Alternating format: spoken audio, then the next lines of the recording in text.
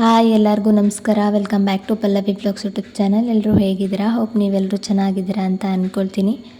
ನಾನು ಕೂಡ ತುಂಬಾ ಚೆನ್ನಾಗಿದ್ದೀನಿ. ವಿಡಿಯೋನ ಪೂರ್ತಿಯಾಗಿ ನೋಡಿ. ಇದು ಶನಿವಾರ ಈವ್ನಿಂಗ್ ಮತ್ತು ಭಾನುವಾರದ ವ್ಲಾಗ್ ಆಗಿರುತ್ತೆ. ಶನಿವಾರ ಈವ್ನಿಂಗ್ ಸ್ವಲ್ಪ ಹೊರಗಡೆ ಹೋಗಬೇಕಾಗಿತ್ತು. ಸ್ವಲ್ಪ ನಾನು ಏನೋ ವಸ್ತುನ ತೊಗೋಬೇಕಾಗಿತ್ತು ಅಂತ ಹೋದೆ. ಆ ವಸ್ತು ನನಗೆ ಸಿಗಲಿಲ್ಲ. ಅದನ್ನು ಬಿಟ್ಟು ಬೇರೆ ಎಲ್ಲನೂ ಕೂಡ ತೊಗೊಂಡೆ. ನಾನು ಏನು ಬೇಕು ಅಂತ ಹೋಗಿರ್ತೀನೋ ಪ್ರತಿ ಸಲ ಅದು ನನಗೆ ಸಿಗೋದೇ ಇಲ್ಲ. ಬೇರೆ ಏನಾದರೂ ಬೇಡವಾಗಿರೋದನ್ನೇ ತೊಗೊಂಡು ಬರೋದು ಜಾಸ್ತಿ. ನನಗೆ ಬೇಕಾಗಿರೋದೇ ಜಾಸ್ತಿ ಜಲ್ದಿ ಸಿಗಲ್ಲ ಅಂತ ಹೇಳ್ತೀನಿ. ಯಾವಾಗಲೂ ಇದೇ ರೀತಿಯೇ ಆಗ್ತಾಯಿರುತ್ತೆ. ಇನ್ನು ಬೇರೆ ಎಲ್ಲದನ್ನು ಕೂಡ ಏನೇನು ತೊಗೊಂಡು ಬಂದಿದ್ನಿ ಅಲ್ವಾ, ಅದನ್ನು ಇವಾಗ ನೀಟಾಗಿ ನೋಡ್ಕೊಳ್ತಾ ಇದ್ದೀನಿ. ಏನೇನು ತೊಗೊಂಡು ಬಂದಿರ್ತೀನಿ ಅಂತ. ಅಂಗಡೀಲಿ ಹೋದರೆ ಯಾವ್ದು ಕೈಗೆ ಸಿಗುತ್ತೋ ಅದನ್ನೇ ತೊಗೊಳ್ಳೋಣ ಅಂದ್ಕೊಂಡು ತೊಗೊಂಡ್ಬಿಡ್ತೀನಿ ಜಾಸ್ತಿ. ಇವತ್ತು ಕೂಡ ಹಂಗೆ ಆಯಿತು. ಮನೇಲಿ ಆಯಿಲ್ ಖಾಲಿಯಾಗಿತ್ತು. ಹಾಗೆ ಒಂದು 2 ಪಾಕೆಟ್ ಆಯಿಲ್ನೂ ಕೂಡ ತೊಗೊಂಡು ಬಂದೆ. ಹಾಗೆ ಈ ಸೂರಪ್ಪನ್ನು ಯಾರ್ಯಾರು ತಿಂದಿದ್ದೀರಾ ಮತ್ತು ಯಾರ್ಯಾರು ಇವಾಗಲೂ ಕೂಡ ತಿಂತಾಯಿದ್ದೀರಾ ಅಂತ ಕಮೆಂಟ್ ಬಾಕ್ಸಲ್ಲಿ ತಿಳಿಸಿ. ನಾನು ಚಿಕ್ಕವಳಿದ್ದಾಗ ತುಂಬಾ ತಿಂದಿದ್ದೀನಿ. ಇವಾಗ ಕಡಿಮೆ ಆಗಿತ್ತು, ಸಿಗ್ತಿರ್ಲಿಲ್ಲ. ಇವತ್ತು ಸಿಕ್ತು ಅಂತ ಒಂದು 5 ಪ್ಯಾಕೆಟ್ನ ತೊಗೊಂಡು ಬಂದೆ, 2 ರೂಪಾಯಿಗೊಂದು. ಹಾಗೆ ಆಯಿಲ್ನ ಎಲ್ಲನೂ ಕೂಡ ಸ್ಟೀಲ್ ಡಬ್ಬಿಯಲ್ಲಿ ಇಟ್ಕೊಂಡೆ. ಹಾಗೆ ಏನೇನು ತೆಗೆದಿಟ್ಕೋಬೇಕು, ಯಾವ ಜಾಗದಲ್ಲಿ ಇಟ್ಕೋಬೇಕು ಅಂತ ಎಲ್ಲನೂ ಕೂಡ ಇವಾಗ ಯಾವ ಜಾಗದಲ್ಲಿ ಇಟ್ಕೊತಿದ್ದೀನಿ. ಸ್ಟೀಲ್ ಡಬ್ಬಿಯಲ್ಲಿ ಎಣ್ಣೆನ ಹಾಕ್ಕೊಂಡು ಅದನ್ನು ಕೂಡ ಇಟ್ಕೊಂಡೆ. ಸೋಪ್ ತೊಗೊಂಡು ಬಂದಿದ್ದೆ, ಅದನ್ನು ಕೂಡ ಹಾಕ್ಕೊಂಡು ಇಟ್ಕೊಂಡೆ. ಹಾಗೆಯೇ ಇದು ತಿನ್ನಲಿಕ್ಕೆ ಪೇಡ, ಟೋಸ್ಟ್ ಅದನ್ನೆಲ್ಲನೂ ಕೂಡ ತೊಗೊಂಡು ಬಂದಿದ್ದೆ, ಅದನ್ನು ಕೂಡ ಹಾಕಿಟ್ಟೆ. ಇವಾಗ ಬಡೆ ಸೋಪ್ ಇರುತ್ತೆ ಅಲ್ವ, ಅದನ್ನು ಇಲ್ಲಿ ಮಸಾಲ ಬಾಕ್ಸ್ಗೆ ಆ್ಯಡ್ ಮಾಡ್ಕೊತಿದ್ದೀನಿ. ಸ್ವಲ್ಪ ಆ್ಯಡ್ ಮಾಡಿಕೊಂಡು ಮಿಕ್ಕಿದ್ದನ್ನ ಒಂದು ಬಾಕ್ಸಲ್ಲಿ ಹಾಕಿಟ್ಕೊಂಡ್ರೆ ಆಯಿತು ಅಂತ. ಹಾಗೆಯೇ ಮರ ಸಿಗಾಕ್ಲಿಕ್ಕೆ ಒಂದು ಈ ಥರ ಬೇಕಾಗಿತ್ತು, ಅದನ್ನು ಕೂಡ ತೊಗೊಂಡು ಬಂದಿದ್ದೆ. ಇಲ್ಲಿ ಅಂಟಿಸ್ಕೊಂಡು ಇದಕ್ಕೇ ಮರ ಸಿಗಾಕ್ಕೊಳ್ತಾ ಇದ್ದೀನಿ ಇವಾಗ. ಅದನ್ನು ಕೂಡ ಹಾಕ್ಕೊಂಡು ಹಾಗೆ ನೈಟ್ ಡಿನ್ನರ್ಗೆ ಅಂತ ಸಿಂಪಲ್ಲಾಗಿ ನನ್ನ ಹಸ್ಬೆಂಡ್ ಅವಲಕ್ಕಿ ಒಗ್ಗರಣೆ ಮಾಡು ಅಂತ ಹೇಳಿದರು. ಅದಕ್ಕೇ ಅವಲಕ್ಕಿ ಒಗ್ಗರಣೆನ ಮಾಡಿಕೊಂಡು ತಿಂದು ಭಾನುವಾರ ಬೆಳಿಗ್ಗೆ ವ್ಲಾಗ್ನ ಕಂಟಿನ್ಯೂ ಮಾಡಿದೆ. ಬೆಳಿಗ್ಗೆ ಎದ್ದು ಕೆಲಸ ಎಲ್ಲನೂ ಕೂಡ ಇರುತ್ತೆ ಅಲ್ವಾ, ಕೆಲಸ ಎಲ್ಲನೂ ಕೂಡ ಮುಗಿಸ್ಕೊಂಡು ಟೀ ಮಾಡಲಿಕ್ಕೆ ಇಟ್ಟು ಹಾಗೆಯೇ ಮಧ್ಯಾಹ್ನದ ಅಡುಗೆಗೆ ರೆಡಿ ಮಾಡ್ಕೊಳ್ತಿದ್ದೀನಿ. ಅನ್ನ ಸಾಂಬಾರನ್ನ ಮಾಡ್ಕೊಳ್ಳೋಣ ಅಂದ್ಕೊಂಡು ಕುಕ್ಕರಲ್ಲಿ ಸಾಂಬಾರಿಗೆ ಇಟ್ಟು ಆ ರೈಸ್ ಕುಕ್ಕರಲ್ಲಿ ಅನ್ನಕ್ಕೂ ಕೂಡ ಇಟ್ಕೊಂಡು ಟೀನ ಕೂಡ ಮಾಡಿಕೊಂಡು ಟೀ ಮತ್ತು ರಸ್ನ ಎಲ್ಲನೂ ಕೂಡ ತಿಂದ್ಕೊಂಡ್ವಿ. ಇವತ್ತು ಸ್ವಲ್ಪ ನಮ್ಮನೆ ಕಿಚನ್ ಪೇಂಟಿಂಗ್ ಮಾಡಬೇಕಾಗಿತ್ತು, ಪೇಂಟ್ ಹಚ್ಚಬೇಕಾಗಿತ್ತು ಅಂತ ಇವಾಗ ಎಲ್ಲ ಸಾಮಾನು ಕೂಡ ತೆಗೆದು ಹೊರಗಡೆ ಇಡ್ತಾಯಿದ್ದೀನಿ. ಇದು ಸ್ಟೀಲ್ ಬಾಕ್ಸು ಮತ್ತು ಪ್ಲಾಸ್ಟಿಕ್ ಬಾಕ್ಸು, ಮನೇಲಿ ಏನೇನು ಸಾಮಾನು ಇರುತ್ತೆ ಅಲ್ವಾ ಅದನ್ನು ಎಲ್ಲನೂ ಕೂಡ ಹೊರಗಡೆ ಇಡಬೇಕು. ಹಾಗೆ ಈ ನ್ಯೂಸ್ ಪೇಪರ್ನ ಹಾಸಿದ್ದೀನಿ ಅಲ್ವಾ, ಅದನ್ನು ಕೂಡ ಇವಾಗ ಹೊರಗಡೆ ಎಲ್ಲನೂ ಕೂಡ ಕಿಚನ್ನ ಖಾಲಿ ಮಾಡಬೇಕು. ಅದಕ್ಕೇ ಈ ಮಿಕ್ಸಿ ಅದನ್ನೆಲ್ಲ ಇರುತ್ತೆ ಅಲ್ವಾ, ಅದನ್ನೆಲ್ಲನೂ ಕೂಡ ತಗೊತಿದ್ದೀನಿ. ಒಣ ಮೆಣಸಿನ್ಕಾಯಿ ಮತ್ತು ಮಜ್ಜಿಗೆ ಮೆಣಸಿನ್ಕಾಯಿ ಎಲ್ಲನೂ ಕೂಡ ಮಾಡಿಟ್ಕೊಂಡಿದ್ದೆ, ಅದನ್ನು ಕೂಡ ತೆಗೆದಿಟ್ಕೊಂಡೆ. ಹಾಗೆ ಈರುಳ್ಳಿ ಪುಟ್ಟಿ ಮತ್ತು ನೀರಿಂದು ಕ್ಯಾನು ಮತ್ತು ಇದೊಂದು ಪ್ಲಾಸ್ಟಿಕ್ ಬಕೆಟು ಅದನ್ನೆಲ್ಲನೂ ಕೂಡ ಹೊರಗಡೆ ಇಟ್ಕೊಂಡೆ. ಹಾಗೆ ಇವಾಗ ಈ ನ್ಯೂಸ್ ಪೇಪರ್ನೂ ಕೂಡ ತೆಗಿತಾ ಇದ್ದೀನಿ. ಎಲ್ಲನೂ ಕೂಡ ತೆಗೆದು ಹೊರಗಡೆ ಇಟ್ಟು ಆಮೇಲೆ ಕಸ ಎಲ್ಲನೂ ಕೂಡ ಬಳಿದು ಆಮೇಲೆ ಪೇಂಟ್ ಹಚ್ಕೊಳ್ಳೋಣ ಅಂದ್ಕೊಂಡು ಹೇಳಿದರು ನನ್ನ ಹಸ್ಬೆಂಡ್. ಅದಕ್ಕೇ ಈ ರೀತಿಯೇ ಮಾಡ್ಕೊತಿದ್ದೀನಿ. ಮಿಕ್ಸಿ ಎಲ್ಲನೂ ಕೂಡ ಇರುತ್ತೆ ಅಲ್ವಾ, ಅದನ್ನೆಲ್ಲನೂ ಕೂಡ ಹೊರಗಡೆನೇ ಇಡ್ತಾಯಿದ್ದೀನಿ.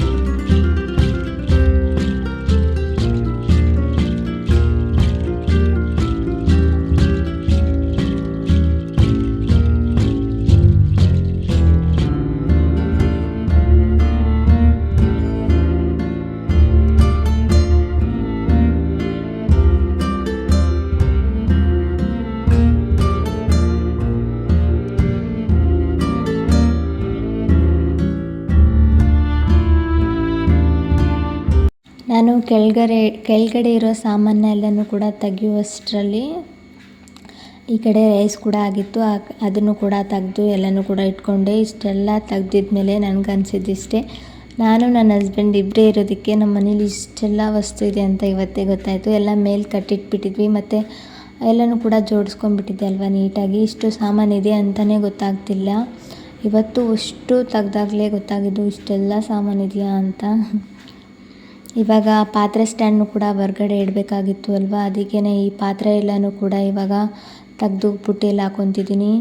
ಎಲ್ಲ ಪಾತ್ರೆನೂ ಕೂಡ ಖಾಲಿ ಮಾಡಿ ಹಾಗೆ ಇದನ್ನು ಕೂಡ ಸ್ವಲ್ಪ ತೊಳೆಯೋಣ ಅಂದ್ಕೊಂಡು ಹೊರ್ಗಡೆ ತೊಗೊಂಡೋಗಿ ಇದನ್ನು ಕೂಡ ತೊಳೆದು ನೀಟಾಗಿ ಒರೆಸ್ಕೊಂಡು ಬಿಸಿಲಿಗಿಟ್ಟು ಬಂದು ಈ ಕಡೆ ಮೇಲ್ಗಡೆ ಪಾತ್ರೆನೂ ಕೂಡ ಸ್ವಲ್ಪ ಇಟ್ಕೊಂಡಿದ್ದೀವಿ. ಗಡಿಗೆ ಮತ್ತು ಚಿಕ್ಕ ಸಿಲಿಂಡ್ರು, ಹಾಗೆ ಒಂದು 5 ಲೀಟ್ರ್ ಕುಕ್ಕರು ಮತ್ತು ದೊಡ್ಡ ದೊಡ್ಡ ಪಾತ್ರೆ ಎಲ್ಲನೂ ಕೂಡ ಮೇಲೆ ಇಟ್ಕೊಂಡ್ಬಿಟ್ಟಿದ್ದೀನಲ್ವ, ಅದನ್ನು ಕೂಡ ಎಲ್ಲನೂ ಕೂಡ ಅಷ್ಟು ತೆಗ್ದೆ. ಇನ್ನು ವೀಡಿಯೋ ಲೆಂತಿ ಆಗುತ್ತೆ ಅಂತ ನಾನು ಜಾಸ್ತಿ ವೀಡಿಯೋನ ಹಾಕೋಕ್ಕೋಗಿಲ್ಲ. ನಿಮಗೂ ಕೂಡ ಬೋರ್ ಆಗುತ್ತೆ ಅಲ್ವಾ ಅದೇ ವಸ್ತು ತೆಗಿಯೋದು ನೋಡಿ, ಅದಕ್ಕೇ ಜಾಸ್ತಿ ಏನೂ ಹಾಕೋಕ್ಕೋಗಿಲ್ಲ. ಸ್ವಲ್ಪನೇ ಹಾಕಿದ್ದೀನಿ. ನನ್ನ ಹಸ್ಬೆಂಡ್ ಕೂಡ ಸ್ವಲ್ಪ ವಸ್ತುಗಳನ್ನ ತೆಗ್ದಿದ್ದಾರೆ, ಅದನ್ನು ಏನೂ ಹಾಕೋಕ್ಕೋಗಿಲ್ಲ, ವಿಡಿಯೋ ಲೆಂತಿ ಆಗುತ್ತೆ ಅಂತ ಹೇಳಿ. ಆಮೇಲೆ ಈ ಕಡೆ ಮೇಲೆ ಜಿಡ್ಡೆಲ್ಲ ಹೋಗಿ ಒಗ್ಗರಣೆ ಎಲ್ಲ ಕೊಡ್ತೀವಲ್ವ, ಆ ಜಿಡ್ಡೆಲ್ಲ ಹೋಗಿ ಕಲೆ ಕುತ್ಕೊಂಡ್ಬಿಟ್ಟಿತ್ತು. ಅದನ್ನು ಸ್ವಲ್ಪ ಕ್ಲೀನ್ ಮಾಡ್ಕೊತಿದ್ವಿ. ನನ್ನ ಹಸ್ಬೆಂಡ್ ಸ್ವಲ್ಪ ಕ್ಲೀನ್ ಮಾಡಿಕೊಟ್ರು. ಆಮೇಲೆ ನಾನು ಕಸ ಎಲ್ಲ ಬಳಿದೆ. ನನ್ನ ಹಸ್ಬೆಂಡ್ ಕೂಡ ತುಂಬ ಹೆಲ್ಪ್ ಮಾಡಿದ್ದಾರೆ. ಇವತ್ತು ಈ ಪೇಂಟಿಂಗ್ ಮಾಡಬೇಕಾದ್ರೆ ಮೇಲೆ ಎಲ್ಲ ಅವರೇ ಹಚ್ಕೊಟ್ರು ಮತ್ತು ಮೇಲೆಲ್ಲ ಕಸ ಅವರೇ ಬಳ್ಕೊಟ್ರು. ಕೆಳಗಡೆ ನನಗೆ ನಿಲ್ಕುವಷ್ಟು ನಾನು ಮಾಡಿದೆ, ನನಗೆ ಆಗೋಷ್ಟು ನಾನು ಮಾಡಿದೆ. ನನಗಿಂತ ಜಾಸ್ತಿ ನನ್ನ ಹಸ್ಬೆಂಡೇ ಕೆಲಸ ಮಾಡಿದ್ದಾರೆ ಇವತ್ತು. ನಾನು ಇವಾಗ ಅಷ್ಟು ಪಾತ್ರೆಗಳನ್ನು ಕೂಡ ಎಲ್ಲನೂ ಕೂಡ ತೆಗೆದು ಹೊರ್ಗಡೆ ಇಟ್ಕೊಂಡು ಇವಾಗ ನೀಟಾಗಿ ಒಂದು ಸಲ ಕಸ ಬಳ್ಕೊಳ್ಳೋಣ ಅಂದ್ಕೊಂಡು ಕಸ ಬಳ್ಕೊತಿದ್ದೀನಿ. ಹಾಗೆ ಈ ದೇವ್ರ ಜಗಲಿ ಇರುತ್ತೆ ಅಲ್ವ, ಅದ್ರ ಮೇಲೇನೂ ಕೂಡ ಸ್ವಲ್ಪ ಧೂಳು ಹೋಗಿರುತ್ತೆ. ಅಲ್ಲಿ ಮೇಲೆ ಬೆಳಿಬೇಕಾದ್ರೆ ಅದನ್ನು ಕೂಡ ಒಂದು ಬಟ್ಟೆನ ತೊಗೊಂಡು ಇವಾಗ ನೀಟಾಗಿ ಅದನ್ನು ಕೂಡ ಬಳ್ಕೊಳ್ತಾ ಇದ್ದೀನಿ. ಅದನ್ನೆಲ್ಲನೂ ಕೂಡ ಬಳ್ಕೊಂಡು ಅಷ್ಟು ಕಸನೂ ಕೂಡ ಬಳ್ಕೊಂಡೆ. ಅಷ್ಟೊಂದು ಕಸ ಏನೂ ಇರಲಿಲ್ಲ, ಆವಾಗವಾಗ ಬಳ್ಕೊತಿರ್ತೀನಿ. ಅಷ್ಟೊಂದು ಕಸ ಏನೂ ಇರಲಿಲ್ಲ, ಸ್ವಲ್ಪ ಕಸ ಇತ್ತು. ಅಲ್ಲಿ ಮೇಲೆ ಜಿಡ್ಡೆಲ್ಲ ಹೋಗಿ ಕೂತ್ಕೊಂಡಿತ್ತು ಅಂತ ಹೇಳಿದೆ ಅಲ್ವಾ, ಅಲ್ಲಿದೆ ಇಷ್ಟು ಕಸ. ಮತ್ತು ಎಲ್ಲಿನೂ ಕೂಡ ಕಸ ಇರಲಿಲ್ಲ, ಅಲ್ಲಿದೆ ಸ್ವಲ್ಪ ಜಾಸ್ತಿನೇ ಮಣ್ಣು ಧೂಳೆಲ್ಲ ಕೂತ್ಕೊಂಡಿತ್ತು ಅಲ್ವಾ, ಅದೇ ಇದು. ಇವಾಗ ಅದನ್ನೆಲ್ಲನೂ ಕೂಡ ಬಳ್ದು ಮರಕ್ಕೆಲ್ಲನೂ ಕೂಡ ತುಂಬಿ ಹೊರ್ಗಡೆ ಎಸೆದೆ. ಇವಾಗ ಪೇಂಟಿಂಗ್ ಮಾಡೋಣ ಅಂದ್ಕೊಂಡು ರೆಡಿ ಮಾಡ್ಕೊಂಡ್ವಿ. ನನ್ನ ಹಸ್ಬೆಂಡು ಮೇಲೆಲ್ಲ ಹಚ್ಕೊಟ್ರು. ನನಗೆ ಮೇಲೆಲ್ಲ ನಿಲ್ಕೋದಿಲ್ಲ ಅಲ್ವಾ, ಮತ್ತು ಮೇಲೆ ಪೇಂಟ್ ಹಚ್ಚೋಕ್ಕೋಗಿ ಎಲ್ಲಾದರೂ ಬಿದೆಯಾ ಅಂತ ಅವರೇ ಮೇಲೆಲ್ಲನೂ ಕೂಡ ಹಚ್ಚಿ ಕೊಟ್ಟರು. ಅದನ್ನು ಏನೋ ವಿಡಿಯೋ ಮಾಡೋಕ್ಕೋಗಿಲ್ಲ, ತುಂಬ ಲೆಂತಿ ಆಗುತ್ತೆ ಅಂತ ಹೇಳಿದೆ ಅಲ್ವಾ, ಅದಕ್ಕೇ ಪೇಂಟಿಂಗ್ ಮಾಡೋದು ಕೂಡ ಜಾಸ್ತಿ ವಿಡಿಯೋನ ನಾನು ಆ್ಯಡ್ ಮಾಡಿಲ್ಲ, ಸ್ವಲ್ಪನೇ ಆ್ಯಡ್ ಮಾಡಿದೆ. ಮೇಲೆಲ್ಲನೂ ಕೂಡ ನನ್ನ ಹಸ್ಬೆಂಡ್ ಹಚ್ಕೊಟ್ರು, ಅದನ್ನು ಒಂದು ಕ್ಲಿಪ್ ಹಾಕಿದ್ದೀನಿ ಅಷ್ಟೇ. ಆಮೇಲೆ ನಾನು ಕೂಡ ಸ್ವಲ್ಪ ನನಗೆ ಎಷ್ಟು ನಿಲ್ಕುತ್ತೋ ಅಷ್ಟು ನಾನು ಕೂಡ ಇವಾಗ ಹಚ್ಕೊತಿದ್ದೀನಿ. ಆಲ್ಮೋಸ್ಟ್ ಎಲ್ಲನೂ ಕೂಡ ನನ್ನ ಹಸ್ಬೆಂಡೇ ಹಚ್ಚಿದ್ದಾರೆ. ಈ ಸ್ವಲ್ಪ ಕಿಟಕಿಗೆ ಮತ್ತು ದೇವ್ರದ್ದು ಇರುತ್ತೆ ಅಲ್ವ, ಅಲ್ಲಿ ಅಷ್ಟೇ ನಾನು ಹಚ್ಚಿದ್ದೀನಿ ಅಷ್ಟೇ.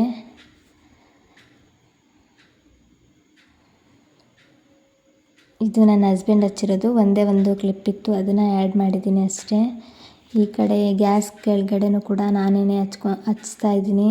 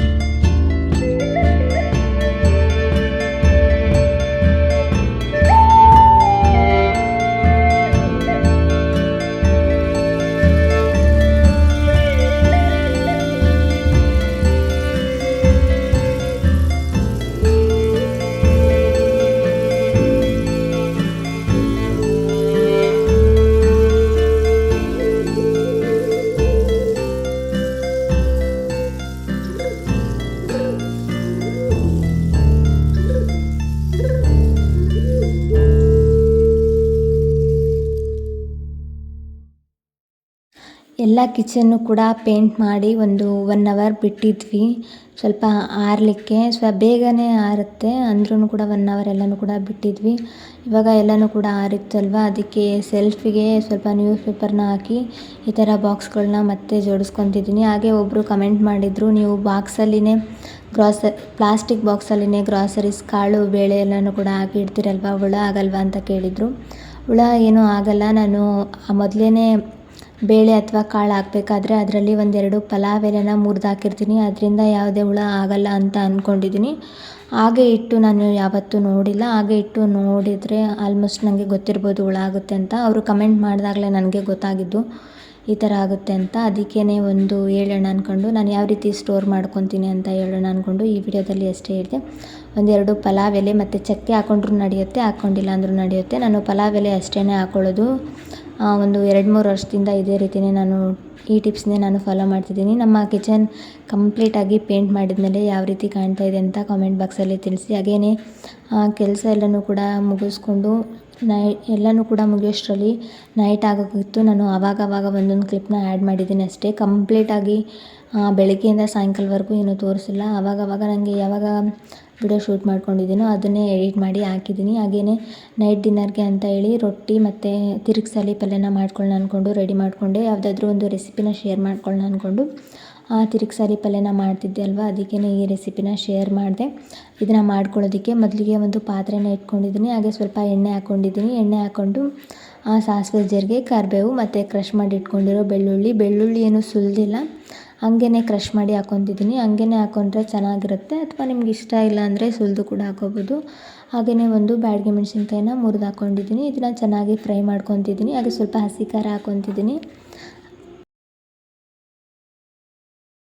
ಹಸಿ ಖಾರ ಹಾಕ್ಕೊಂಡು ಸ್ವಲ್ಪ ಚೆನ್ನಾಗಿ ಇದನ್ನು ಫ್ರೈ ಮಾಡ್ಕೋಬೇಕು.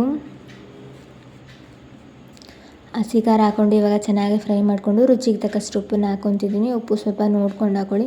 ಆ ಪಲ್ಯ ನೋಡಬೇಕಾದ್ರೆ ತುಂಬ ಜಾಸ್ತಿ ಕಾಣುತ್ತೆ, ಸ್ವಲ್ಪ ತಾಳಿಸಿದ್ಮೇಲೆ ಅದು ಸ್ವಲ್ಪ ಆಗಿಬಿಡುತ್ತೆ. ಉಪ್ಪನ್ನ ನೋಡ್ಕೊಂಡು ಹಾಕ್ಕೊಳ್ಳಿ.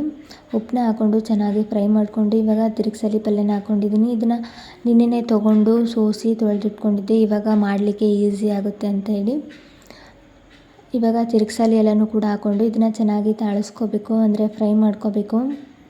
ಇದು ಸ್ವಲ್ಪ ಕ್ವಾಂಟಿಟಿ ಕಡಿಮೆ ಆಗ್ತಾ ಬರುತ್ತೆ, ಅಲ್ಲಿ ತನಕ ಇದನ್ನು ಚೆನ್ನಾಗಿ ತಾಳಿಸ್ಕೋಬೇಕು. ರೊಟ್ಟಿ ಜೊತೆ ತುಂಬಾ ಚೆನ್ನಾಗಿರುತ್ತೆ ಈ ಪಲ್ಯ. ಇದನ್ನು ಇವಾಗ ಚೆನ್ನಾಗಿ ಮಿಕ್ಸ್ ಮಾಡ್ಕೊತಿದ್ದೀನಿ.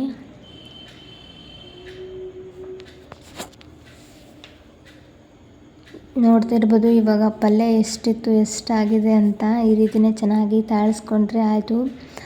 ಕಿರಿಕ್ಸಾಲಿ ಅಂತಲೂ ಕೂಡ ಅಂತಾರೆ, ನಾವು ತಿರುಗ್ಸಾಲಿ ಅಂತ ಅಂತೀವಿ. ನೀವೇನು ಅಂತೀರ ಅಂತ ಕಾಮೆಂಟ್ ಬಾಕ್ಸಲ್ಲಿ ಕಮೆಂಟ್ ಮಾಡಿ ಆಯಿತಾ. ಇವಾಗ ಇದನ್ನು ಚೆನ್ನಾಗಿ ಮಿಕ್ಸ್ ಮಾಡಿಕೊಂಡ್ರೆ ಆಯಿತು.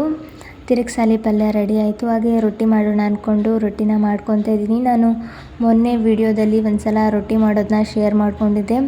ಒಂದು 4-5 ಜನ ಕಮೆಂಟ್ ಮಾಡಿದ್ರಿ, ಪಲ್ಲವಿ ನೀವು ತುಂಬ ಚೆನ್ನಾಗಿ ರೊಟ್ಟಿ ಮಾಡ್ತೀರಾ, ನನಗೆ ರೊಟ್ಟಿ ತಟ್ಟೋಕ್ಕೆ ಬರೋದೇ ಇಲ್ಲ ಅಂತ ಕಮೆಂಟ್ ಮಾಡಿದ್ರಿ. ಟ್ರೈ ಮಾಡಿ, ನಿಮಗೂ ಕೂಡ ರೊಟ್ಟಿ ತಟ್ಟಲಿಕ್ಕೆ ಬರುತ್ತೆ. ಹಾಗೆ ನನಗೆ ಯಾರೆಲ್ಲ ಕಮೆಂಟ್ ಮಾಡಿದ್ರಾ ಥ್ಯಾಂಕ್ ಯು ಸೋ ಮಚ್. ಎಲ್ಲರಿಗೂ ಕೂಡ ರೊಟ್ಟಿ ತುಂಬ ಚೆನ್ನಾಗಿ ಮಾಡ್ತೀರಾ ಅಂತಲೂ ಕೂಡ ಕಮೆಂಟ್ ಮಾಡಿದ್ದೀರಾ. ಎಲ್ರಿಗೂ ಕೂಡ ಥ್ಯಾಂಕ್ ಯು ಸೋ ಮಚ್. ಹಾಗೆಯೇ ರೊಟ್ಟಿನೂ ಕೂಡ ಮಾಡಿಕೊಂಡು ಇವಾಗ ಸರ್ವ್ ಮಾಡಿದೆ. ಇನ್ನು ಇವತ್ತಿನ ನೈಟ್ ಡಿನ್ನರ್ಗೆ ರೊಟ್ಟಿ, ತಿರುಗ್ಸಾಲಿ ಪಲ್ಯ, ಹಾಗೆ ಸೌತೆಕಾಯಿ, ಗುರೆಳ್ಳು ಪುಡಿ, ತುಪ್ಪ. ಹಾಗೆಯೇ ಈ ವ್ಲಾಗ್ ನಿಮಗೆ ಇಷ್ಟ ಆಯಿತು ಅಥವಾ ಯೂಸ್ಫುಲ್ ಅನಿಸಿದ್ರೆ ಪ್ಲೀಸ್ ಒಂದು ಲೈಕ್, ಶೇರ್, ಕಮೆಂಟ್. ಹಾಗೆ ನನ್ನ ಚಾನಲ್ನ ಇನ್ನೂ ಯಾರ್ಯಾರು ಸಬ್ಸ್ಕ್ರೈಬ್ ಮಾಡ್ಕೊಂಡಿಲ್ಲೋ ಸಬ್ಸ್ಕ್ರೈಬ್ ಮಾಡ್ಕೊಳ್ಳಿ. Thank you.